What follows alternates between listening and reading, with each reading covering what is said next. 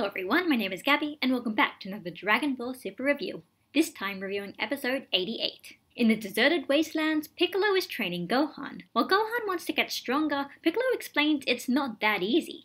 It's not just about how strong he can get, it's about having the mindset of a warrior. He needs to fully understand the situation and not to get overconfident if he thinks he can win. It was that exact same flaw that led to him failing to defeat Majin Buu, and it's that realization that pushes Gohan enough to regain the power he used against Buu. With his former power restored, Gohan puts up a much better fight, but realizes he still hasn't gotten over this tendency, and Piccolo wants to see if he can get even stronger from there. Meanwhile, in Universe 6, Cabba tries to recruit his former master Renzo to join his team, but he refuses due to a permanent injury. Instead, he suggests his younger sister, a Saiyan by the name of Cauliflower. So, what did I like about this episode? In a way you could say it's almost one thing, but it took up the bulk of the entire episode, and that was Gohan and Piccolo's training. I'll be honest, I wasn't really sure what they were going to do with this training, but they completely kind of almost surprised me and really impressed me. In that, this training sequence, for Gohan in particular, this training sequence, they did something I never thought they were actually going to do,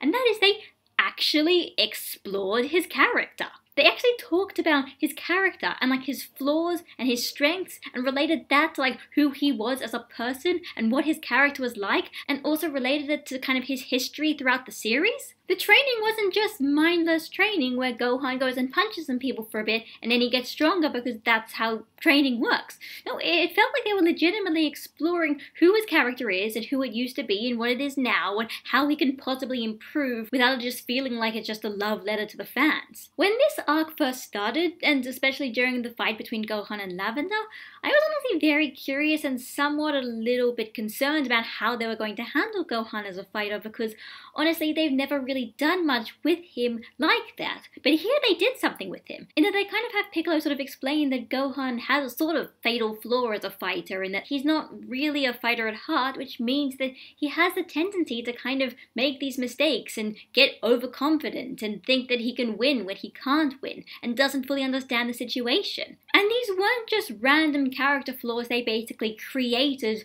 for him to get an arc in this arc. They try to sort of relate it to earlier parts of the series. They kind of try to say that Gohan's overconfidence and arrogance was shown off during the fight with Majin Buu, where he thought the fight was over, and because of that he let his guard down and got absorbed by Buu. As someone who never really liked Ultimate Gohan and that kind of part of the story in the first place, and who was especially kind of annoyed that they'd never really acknowledged the fact that Gohan was acting so differently to how he normally would, the fact that they kind of acknowledged this and also sort of retroactively decided to say that that's kind of a character flaw of his, I am actually really enjoying that. I think that is a really cool idea that they can do for the franchise. I never really liked it in the first place. I always thought it was a little weird, and here they're kind of almost acknowledging it and making it say that it is weird and he shouldn't have been like that. This wasn't just an episode where somebody tells Gohan to get angry or use your hidden power, and then Gohan does that and he gets stronger and then he wins. This entire point of this episode was Piccolo kind of saying that it's kind of more complicated than that.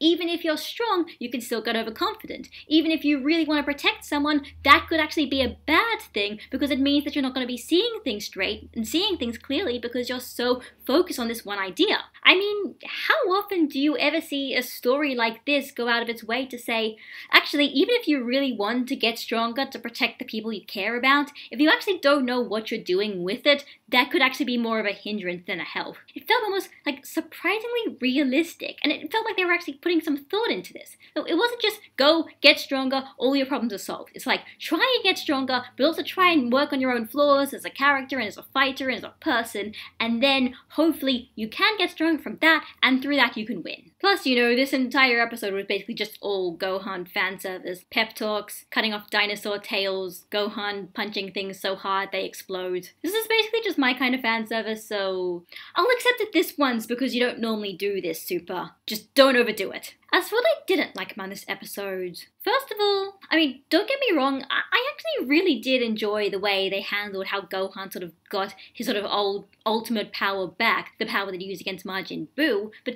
I think the one thing I sort of had a little bit of an issue with is that I kind of felt like it didn't really have a kind of proper trigger to it. Don't get me wrong, there was a trigger, and the trigger did make sense, but only really within the context of its own episode. Once you start looking at the wider context, context, things start seeming a little bit confusing and a little bit underwhelming. It's essentially the same problem I had with Cabba turning Super Saiyan for the first time in Dragon Ball Super episode 37.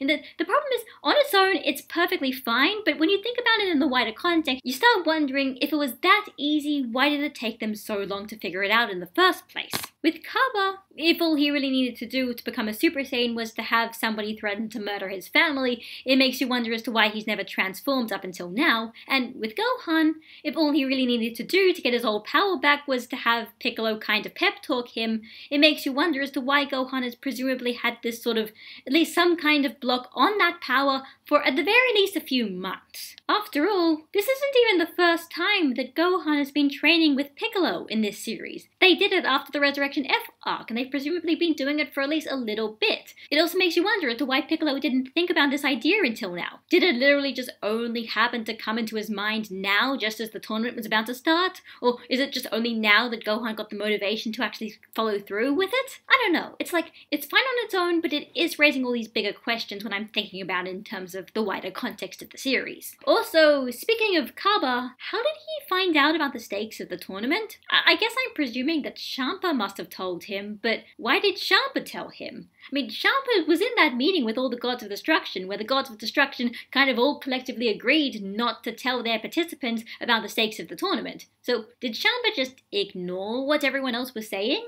In that case, why would he ignore what everyone else was saying? Was Cabba not going to agree to it otherwise, or something? I don't know, it is just a bit weird because we did have an episode where the Gods of Destruction clearly stated they weren't going to tell their universes about it. And now here we have Cabba also knowing about it. So it makes you wonder why they put that line in the first place if that line wasn't going to matter to Universe 6. So, as for next episode, well, there's 2 more members to recruit for the tournament, and one of them is Ten Shinhan, who has apparently opened up a dojo, which honestly in itself is probably the most that this series has ever done with his character, pretty much from the start of Dragon Ball Z. We're also getting some Muten Roshi and also some fun, classic Kung Fu-esque old-school Dragon Ball action, and that actually sounds like a lot of fun. So, that was Dragon Ball Super episode 88. I love this episode so much. It was so good. Maybe in my opinion isn't actually backed up by anything other than just, hey, I like Gohan and I like Gohan comebacks and they did it and they didn't screw it up. But they did a Gohan comeback and they didn't screw it up as of this point. I had pretty high expectations as to what I kind of wanted a Gohan comeback to do, and they haven't ruined it for me. They made Gohan get a power up by actually kind of talking about his character and who he is and what his strengths and weaknesses, and then even when Gohan got the power up, he didn't like immediately kind of strip himself of all of his personality. Heck, even his character flaws aren't even just solved within one episode. It's kind of implying that it's something that he needs to like consciously work on during the tournament and maybe throughout the next few years. Did you guys just get me to write this episode? Because this literally feels like the kind of episode that I would have written if I was going to write this series, and that doesn't normally happen. I'm normally completely wrong on what I think the series is going to do and what I think is a good idea, so the fact that they're kind of doing something that I honestly, personally, I'm totally down for. That is just really cool. I'm not completely going to get my hopes up. There are still ways you can screw this up, of course, especially in terms of like the payoff, what the payoff for this is going to be, but the build-up was all really actually legitimately interesting. They made Gohan as a fighter a legitimately interesting character, something which I didn't expect they were going to be able to do in any way. And I think this is some of the most interesting things that they've done with Gohan's character. Pretty much, God, I'd even say probably from the Cell games. And that is awesome, so thank you, Toei, Toriyama, Toyotaro, whoever was responsible for this episode for not screwing this up for me. But with that, the kind of recruiting is sort of winding down a bit. Obviously, we've got that one episode, and then a few more episodes presumably until the tournament starts, but I mean, I'm actually kind of excited now. Like, at the very least, there's one character where it feels like they're legitimately trying to do something with them. Obviously, they can still screw it up, but at this point, I'm really excited to see what they're going to do. So this is Gabby, signing out, and I'll see you all next week. Bye, guys!